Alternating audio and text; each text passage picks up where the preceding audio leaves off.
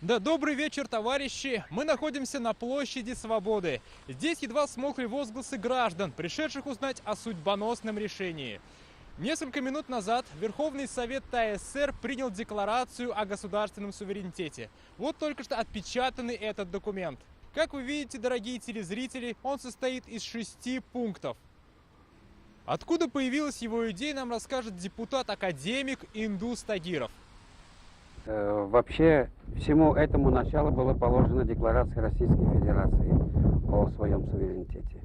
Сегодня народные депутаты выразили волеизъявление трудящихся и всех граждан ТАССР. Обсуждение вопроса началось выступлением председателя Верховного Совета Минтимера Шаймиева. Мы взяли на себя ту ответственность, никому которого еще не приходилось испытать в истории нашей республики. Затем слово взяли народные депутаты. Обсуждение шло до позднего вечера. Только в 22 часа документ был принят в окончательном виде. За проголосовали 241 из 242 депутатов. Это сообщение было встречено бурными аплодисментами и возгласами «Ура!».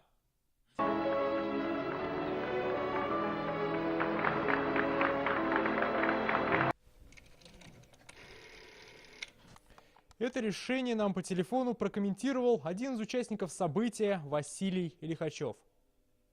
Речь идет не просто о документе региона. Мы давали себе отчет о том, что и как Россия, так и Татарстан занимались строительством новой истории, нового политического дня.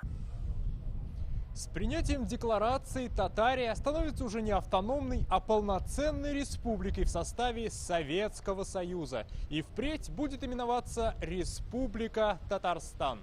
На этом мы заканчиваем нашу трансляцию. До скорых встреч!